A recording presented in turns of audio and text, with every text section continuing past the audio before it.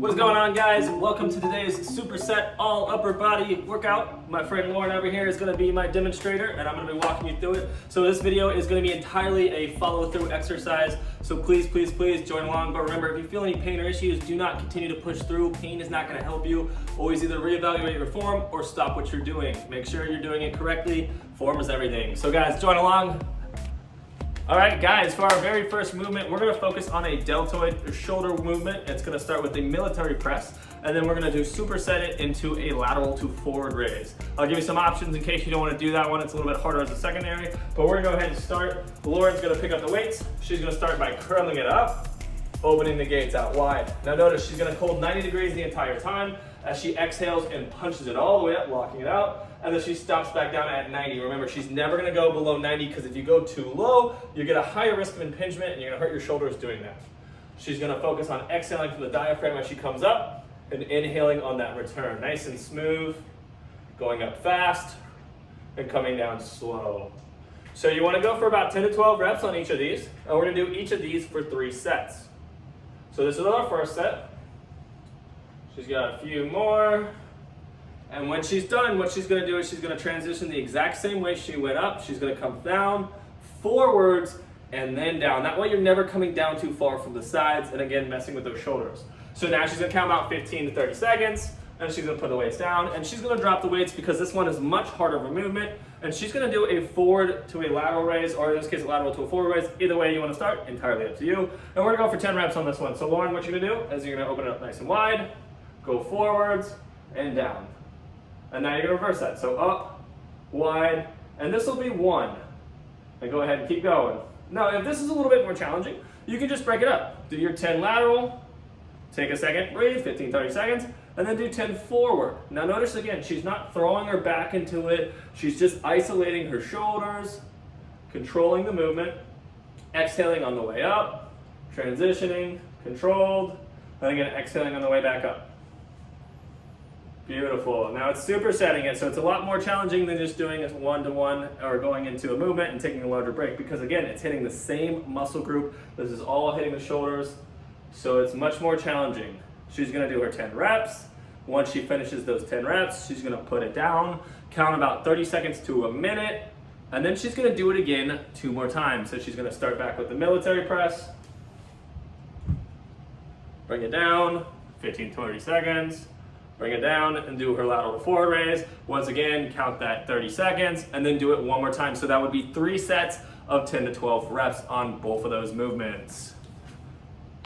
All right, guys, we're gonna go ahead and move on to a chest dominant movement. It also works the shoulders and the triceps. It is a floor press, kind of like a bench press, but again, we're doing it from the floor, followed by our superset with a chest fly to really dominate that chest muscle. Since we did just do a shoulder muscle, we really wanna focus a little bit more on the chest line. So Lauren's gonna go ahead and lay on her back over here, get a nice flat surface, something that's supported. If you have a mat, it's definitely recommended. She's gonna keep her knees bent the entire time. What that does is it prevents your back from arcing to really focus on that press coming from your chest line. So she's gonna go ahead and grab her weights, and you wanna start with them around each pocket line or about the hip line, and from there you're gonna curl them on up, and then open the gates to about 90 degrees, right? It should look like a field goal facing the ceiling. From here, you're gonna exhale, driving it up nice and fast and connecting to the top, and then coming down slowly as you breathe in. Again, you wanna keep it right over that midline, think chest line, AKA nipple line right about there. And then as it comes up, maybe just a slight movement towards the chin, but it's not over the head. Once again, it's all about the control, steady state. We're going for that 10 to 12 reps. We're gonna wait that 15 to 30 seconds, and we're gonna drop the weight, and we're gonna go to a chest fly, which is gonna take the weight from the triceps and pick a little bit out of the shoulders and really dominate that chest muscle. So nice and controlled, she's walking her wrist out. You notice she's not flexing it. She's focused on the movement. It has a good breath, exhaling on each movement and controlling it.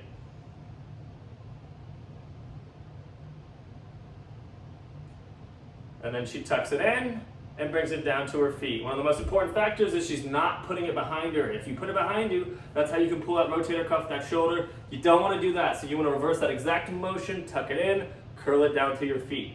So now she's going to change her weights. She's counting that 15 to 30 seconds. I know we're moving a little bit fast, but if you do need a little bit longer, feel free to take that, but you do want to kind of go to it within about 30 seconds, no more than a minute unless you absolutely need it.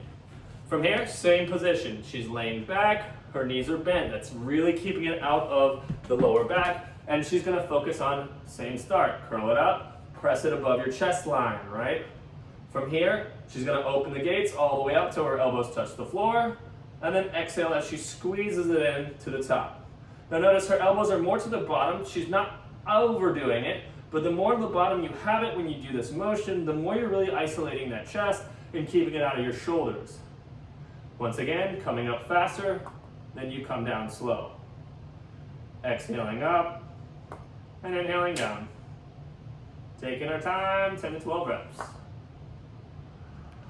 Alrighty, so now we just finished our chest. We're gonna focus on our back muscles and our biceps. We're gonna start with a wide row, and then we're gonna superset it with a reverse fly. So we're gonna go ahead and walk you right through that one. Lauren, go ahead and grab your weights. You're gonna wanna start with a little bit of the heavier weights, and then be able to drop it on the next movement. From here, you're gonna bend your knees, stick your butt out, and bring your chest all the way to the floor. Remember, you want it at the floor, not at the wall, right? The farther you lean, the better it is. From here, you're gonna drive your elbows to the ceiling, exhaling as you squeeze, and then slowly returning it. Now notice again, look how flat the back is, perfect. I should be able to come and put a cup of water right on top because she's not rounding it. And again, she's leaning all the way into the floor and not the wall to get the most amount of muscle as she drives. She's exhaling on the way up, squeezing, and inhaling as she returns it back to the floor. You kind of want to feel like you're pinching your shoulder blades together at the top to emphasize that squeeze. Make sure you're locking your wrist out, right? If you start to flex your wrist too much, you can give yourself elbow pain, wrist pain, something you don't want to end up doing. So keeping your wrist straight and driving your elbow like somebody's getting too close and you're trying to knock them off, like back off, punk. So she's going to do her 10 to 12, and then she's going to put it down nice and safe. Don't lose it at the end where you start to arc your back and curl it when you do it. That's how you're going to pull that lower back. Beautiful control. When you're done, she's going to bend her legs just like a deadlift. Set it down. Count the 15 to 30 seconds, and then we're going to go into a reverse fly. So that's going to work a little bit wider in the back into the rear delts as well. So we're just going to wait, hang out, do a little cha-cha, a little dance moves. There you go. All right. That's perfect. I have no shame. I lost it years ago.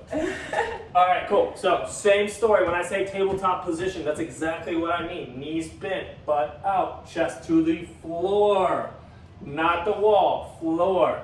From there, you're gonna go nice and wide, exhaling, squeezing to 180, and slowly returning it. Coming up fast, and coming down slow. And again, look at that. Beautiful flat back. There's no curvature in it. She's all the way down. Her head is neutral. She's squeezing the shoulder blades, and she's focusing on going wide, right? Out wide. A lot of people will try to bring it behind them, not what you want. You wanna try to bring it out to about a T shape, and squeeze and control. Now, as you fatigue and you do it on the second or third set, you may find yourself coming up. Make sure you're readjusting so you keep your chest to the floor. Beautiful control. And relax. Beautiful, that's what I'm talking about.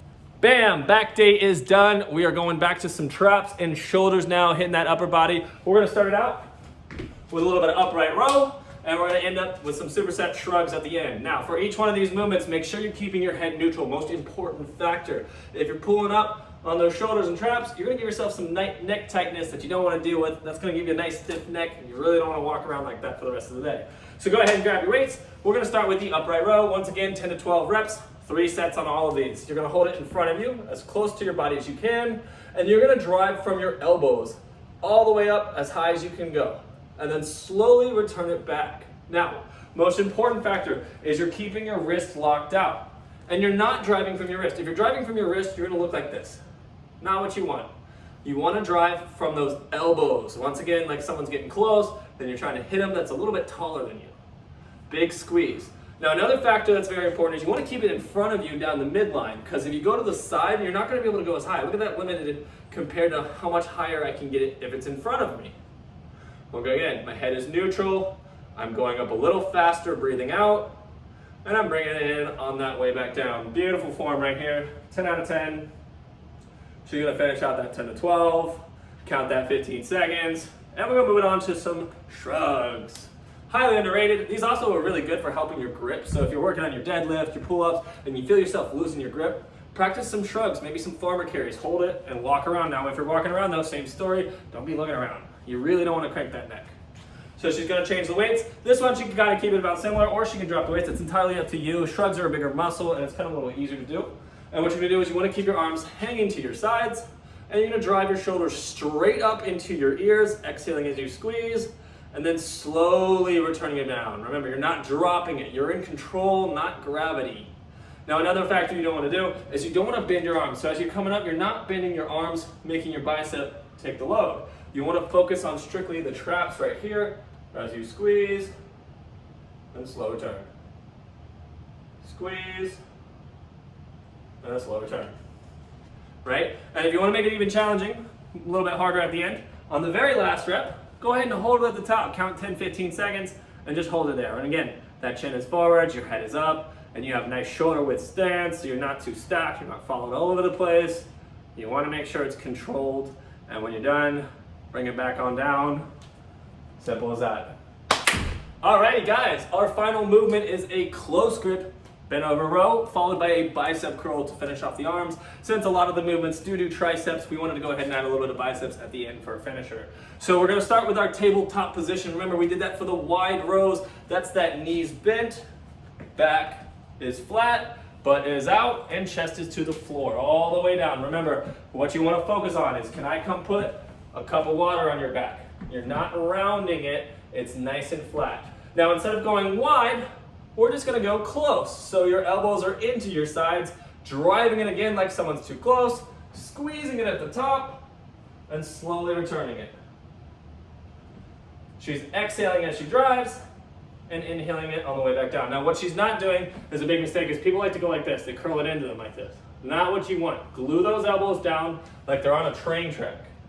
Low belly button, not into your chest. You're not curling it into, you're driving it straight in, squeezing, keeping your wrist straight. And another thing people like to do is they like to flex their wrist inwards, right? That's gonna give you that elbow pain as well too. Think of it as a nice train track right through here. So you're gonna finish that 10 to 12 off, and we're gonna do our bicep curl next. Take your time, remember, change of tempo is important. Up fast, down slow. Drops it off, 15 to 30 seconds. Now we're breathing, head is up, airways open, right? We're not over here, because you're closing your diaphragm, you're limiting your airflow coming in, and we're gonna allow our body to recover much more efficiently. 15 to 30 seconds have gone by. I know that was a little bit fast, but I wanna keep this video a little bit shorter. She's gonna go ahead and dive right into the bicep curls. Now for this one, lock those elbows to your side. Nice, decent wide stance, about shoulder width apart. Your head is up, and you're gonna exhale, curling it all the way in, and then slowly returning it back down. Once again though, you're not flexing your wrist at the top, you're not curling it in. That wrist flexion or extension, if you do it the other way, is gonna give you that elbow pain. She's also making sure to go all the way down to 180, because if you don't, and you go down halfway, you're gonna get a large gap in the insertion, it's gonna weaken the tendon, and you're more likely to tear it, not what you wanna do. Another thing she's not doing is she's not rocking into it. If you're rocking into it, the weight is probably too heavy. Now, if you wanna go a little bit heavy, but you're worried about that, try putting your back to the wall, so that way you're not rocking. You're isolating it, and you're squeezing. Or another one is you can lay on a bench, if you have a bench, and lay back slightly at an angle, and that forces it to go just into your arm, your bicep. Once again, exhaling on the way up, inhaling on that return.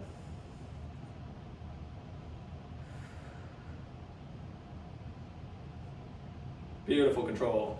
10 to 12 is done, and then you're gonna safely put it on the floor. Bam, and that's it, let's go, jump.